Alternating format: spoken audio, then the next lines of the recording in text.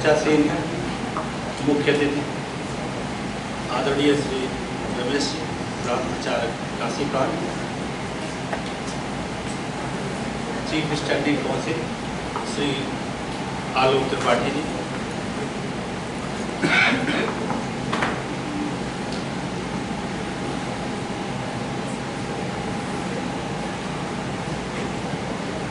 बाड़ी संकाय के संकाय अध्यक्ष और इस कार्यक्रम की अध्यक्षता कर रहे हैं प्रोफेसर HK सिंह सर,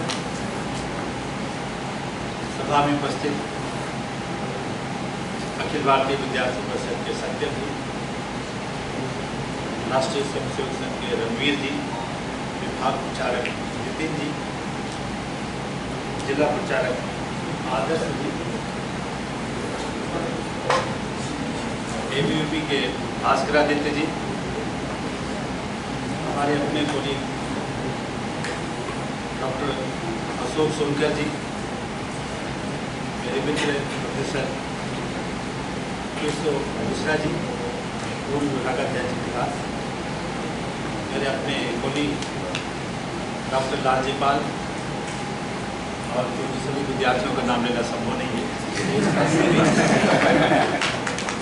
प्रिय विद्यार्थी मिक्स्ड हैं, MA के स्टूडेंट भी दिखाई दे रहे हैं, रिसर्च के स्टूडेंट भी हैं, और हमारे पंडित दीनदयाल उपाध्याय भी है, निश्चित रूप से बाड़ी संकाय और दूसरे से भी होंगे। मैंने स्वयं रंजना जो संचालन करिए कहा था कि मैं धन्यवाद ज्ञापन करूँगा। सामान्यतः मैं धन्यवाद ही ज्ञापन करता हूँ, लेकिन धन्यवाद ज्ञापन करने से पहले थोड़ी बहुत बातें जो भी कही गई। सबसे पहले ये साल भर हो गया, मुझे साल भर से 1 महीना ज़्यादा हो गया। पिछले वर्ष अगस्त 2023 में मैंने ये पीठ का दायित्व संभाला था, और संभालते ही मैंने पहला जो मुख्य कार्यक्रम था पंडित दीनदयाल उपाध्याय की जयंती पे जयंती स्मृति व्याख्यान कराना था, जो हमारे पीठ का सबसे महत्वपूर्ण कार्यक्रम था। और माननीय प्रांत प्रचारक जी को बताना जो पिछले बार मैंने माननीय विनय सहस्त्रबुद्धे जी, जो कि उस समय Indian council for cultural relations के अध्यक्ष थे, उनसे अनुरोध किया था, तो उन्हें पहला जयंती जो स्मृति विनय सहस्त्रबुद्धे जी ने दिया। और इस बार का जो जयंती स्मृति व्याख्यान है, मेमोरियल लेक्चर है, पंडित दीनदयाल उपाध्याय मेमोरियल लेक्चर, जो कि हमारा सबसे महत्वपूर्ण कार्यक्रम है हमारे इस पीठ का। उसके लिए हम हृदय से आभार प्रकट करते हैं कि हमारे निमंत्रण को, हमारे रिक्वेस्ट को माननीय प्रांत प्रचारक श्री रमेश जी ने स्वीकार किया, क्योंकि आपका व्यस्त कार्यक्रम था। लेकिन मेरे अनुरोध पे प्रार्थना करने पे कुछ और तरह से अंततः तैयार हुए, और इसके पीछे कारण था। कारण ये था कि दीनदयाल उपाध्याय जी स्वयं एक प्रचारक थे। मुझे लगा कि जो एकेडमिक से लोग आ रहे हैं, ढेर सारे लोग हैं, अध्ययन किया है, रिसर्च किया है, PhD भी अवार्ड हो चुकी है, ढेर सारे यूनिवर्सिटी में प्रोफेसर हुई है। हमारे मित्र श्री प्रकाश जी की PhD भी इसी पे है। और मेरे खुद शोध पीठ में 8 विद्यार्थी रिसर्च कर रहे हैं, लेकिन मैंने ये निर्णय लिया कि नहीं, इस बार का जयंती व्याख्यान हम किसी दीनदयाल उपाध्याय जी की तरह किसी प्रचारक से ही करवाएंगे। और उसके लिए मैंने माननीय रमेश जी भाई साहब से अनुरोध किया, और भाई साहब ने मेरा जो प्रार्थना से स्वीकार किया। उसके लिए मैं अपने पीठ के तरफ से, अपने विश्वविद्यालय की तरफ से, अपने संकाय की तरफ से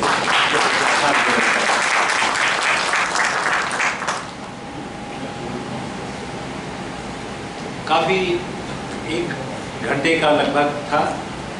भाई साहब इसको हम लोगों ने रिकॉर्ड किया है, उसको हम लोग लिखेंगे भी, और लिख करके आपको दिखाएंगे भी। उसमें कोई जो संशोधन होगा, कोई और सुधार होगा, तो आपसे हम अपेक्षा करेंगे, और उसको हम एक वर्किंग पेपर्स के रूप में अपने पीठ की तरफ से छापे के पिछले साल का विनय सहस्त्र बुद्धे जी का, और ये दोनों हमारी योजना है। तो जल्दी ही हम आपको कोशिश करेंगे कि उसका लिख करके आपको उपलब्ध करा दी जाए, जिससे आप उसको देख लें। तो वर्किंग पेपर्स के रूप में आए गए। बहुत प्रसन्नता हुई सुन के आपको। वैसे मैं दूसरी बार आपको सुन रहा था, एक बार और आपको सुन चुका था वहाँ सामाजिक संख्या में जो कर्तव्य बोध प्रबोधन का कार्यक्रम था। लेकिन आज आपका जो उद्बोधन था पंडित दीनदयाल उपाध्याय पे, बहुतों को मैं सुन चुका हूँ, लेकिन इतना सुंदर, इतना अच्छा, और दीनदयाल जी के सभी विविध पक्षों को, उनका जीवन, उनका कृतित्व, व्यक्तित्व, विचार, सब कुछ को छूते हुए 1 घंटे के अंदर आपने समाप्त किया। ये बहुत बड़ी बात है।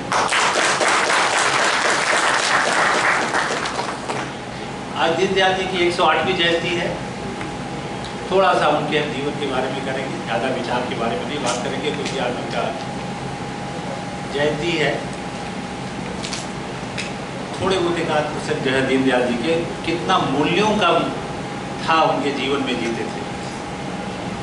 एक बार वो यात्रा कर रहे थे और दीनदयाल जी को पता चला कि माननीय गुरु जी भी उसी ट्रेन में जा रहे हैं। वो सामान्य श्रेणी में थे, गुरु जी जो है प्रथम श्रेणी में थे। फिर वो जाकर के प्रथम श्रेणी में से बात किए, लेकिन उन्होंने याद रखा किस स्टेशन पे प्रथम श्रेणी में चढ़े थे और किस स्टेशन पे उन्होंने प्रथम श्रेणी से फिर वो अपने डिब्बे में आए थे।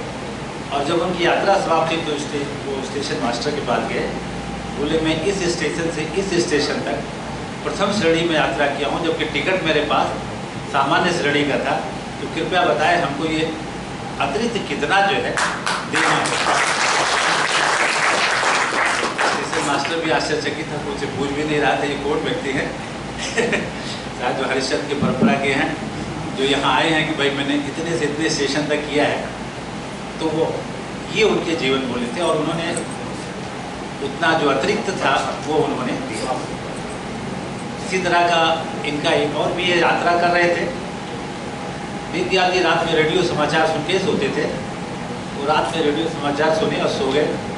सुबह जब उठे तो उन्होंने दूसरे यात्री से अनुरोध किया कि कृपया अपना रेडियो लगा दीजिए, मैं समाचार सुनना चाहता हूँ। उन्होंने कहा तुम्हारा रेडियो क्या हो गया, रात में तो सुन रहे थे, अभी क्या हो गया? उन्होंने कहा उसका लाइसेंस ख़त्म हो गया कल रात में। तो लाइसेंस, चूँकि पहले रेडियो का लाइसेंस बनता था और लाइसेंस का चूँकि नवीनीकरण नहीं हुआ है, इसलिए कि हम इस रेडियो का उपयोग नहीं कर सकता हूँ। तो कुछ यात्री को बड़ा आश्चर्य हुआ, ये कैसे व्यक्ति है। तो बात यह है कि मतलब इतने ज़्यादा मूल्यों को जीवन के साथ उन्होंने जिया। वो जनसंघ के थे जरूर, लेकिन कभी उनमें ये पार्टीवाद, उसे किसी बात की वो बात करते भी नहीं थे। ये समाजवाद और बात, आप उनके विचार में देखिए तो वाद के विरोध थे, कोई भी किस्म की वो बात नहीं करते। तो उनसे किसी ने पूछा कि अपने कितने लोग जीते? उन्होंने कहा 542। ये 542 लोकसभा सदस्य हैं। मैं पूछा नहीं, मैं अपने पूछ रहा हूँ। तो क्या हाँ 542 तो बोल रहा हूँ। तो वो भी बड़े परेशान थे कि भाई मैं पूछ रहा हूँ 542 से बता रहे हैं।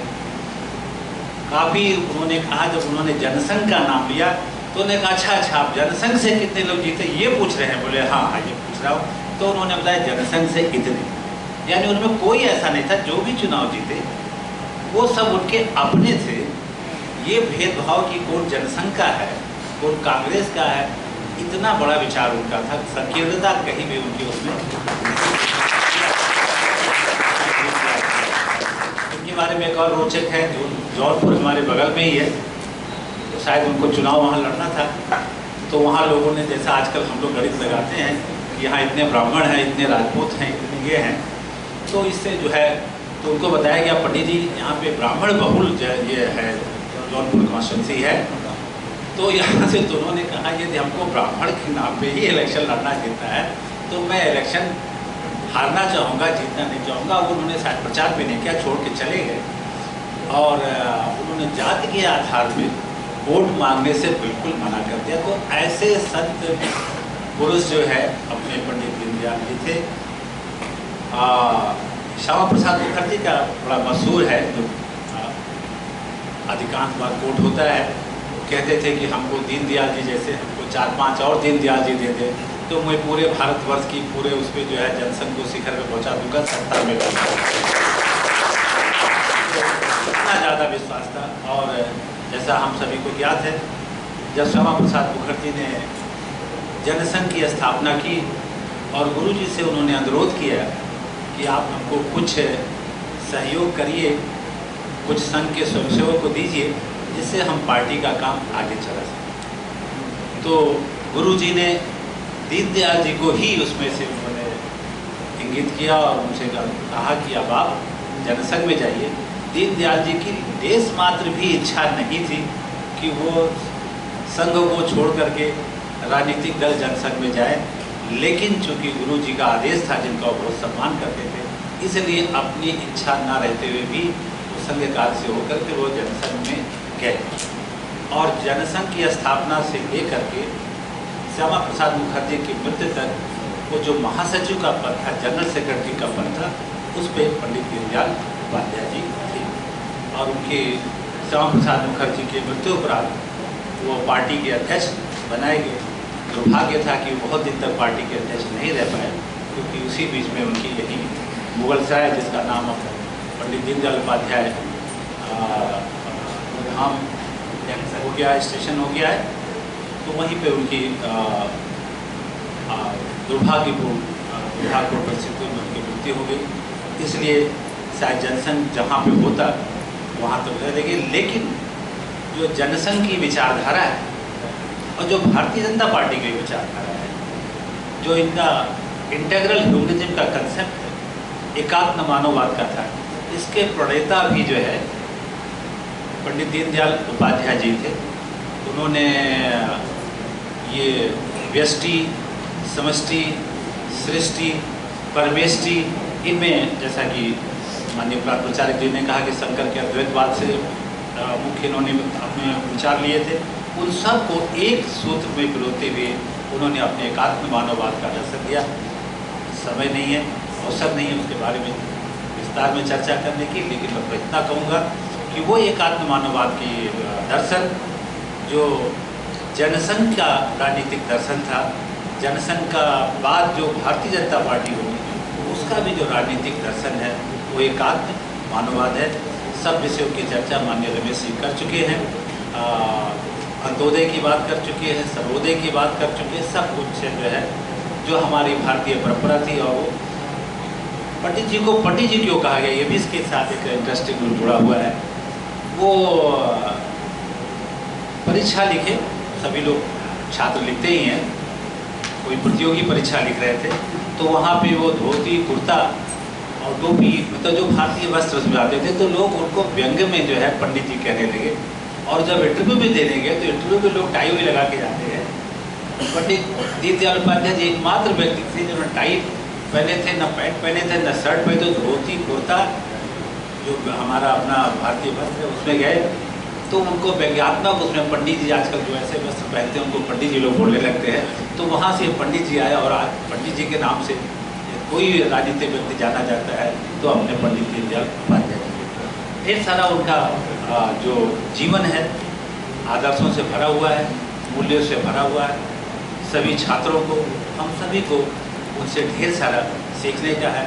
हमारी उनके प्रति सच्ची श्रद्धांजलि तभी होगी जब हम उनके आज की जयंती पे उनको मूल्यों को फिर से समझे। जीवन में खाली समझना सुनना नहीं है, बल्कि उसको जीवन में आत्मसात करना है।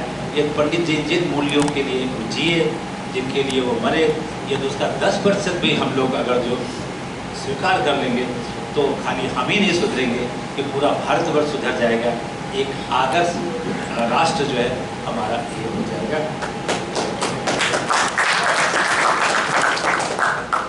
इसी के साथ अंत में हम जो हमारा औपचारिक दायित्व है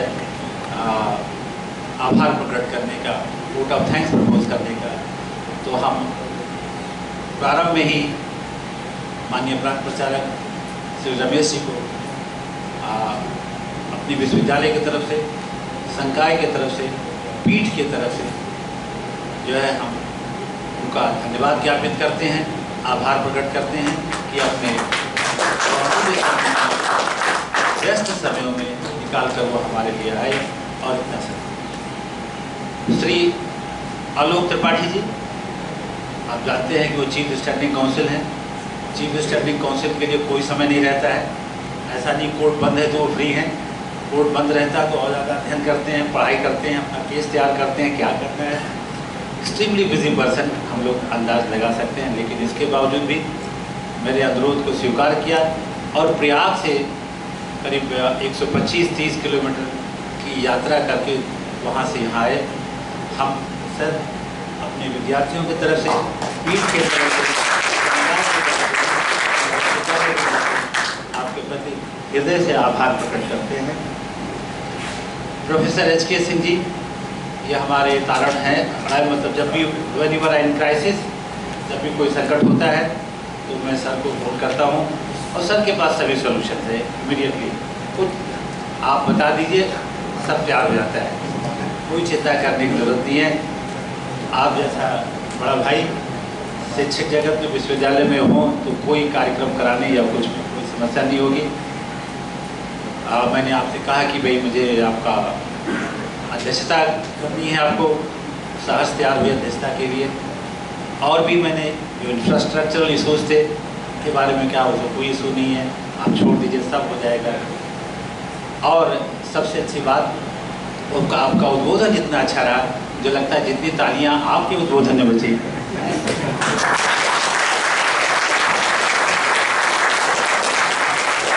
जो बातें आपने कही काफ़ी कुछ जो है जो वन लाइनर्स ढेर सारे आपने यूज़ किए, और पॉपुलरिटी सर। तो सर हम आपको भी, आप तो वैसे अपने परिवार के हैं, लेकिन फिर भी परिवार के लोगों के प्रति भी कृतज्ञता और आभार प्रकट किया जाता है। तो सर हम की तरफ से आपके प्रति आभार प्रकट करता हूँ। अंततः हमारे संघ के जिला प्रचारक जी, विभाग प्रचारक जी काफ़ी व्यस्त आप भी रहते हैं, आपका निश्चित कार्यक्रम में आप आए बैठे, और भविष्य में आशा करता हूँ जिला प्रचारक जी, विभाग प्रचारक जी, नितिन जी से, आदर्श जी से कि भविष्य में भी आपका इसी तरह की सहयोग मिलता रहेगा। आप हमारे भविष्य के कार्यक्रम में भी आते रहेंगे। तो यहाँ आने के लिए 2 घंटा समय देने के लिए जिला प्रचारक जी और विभाग प्रचारक जी दोनों जो के प्रति मैं हृदय से आभार प्रकट करता हूँ।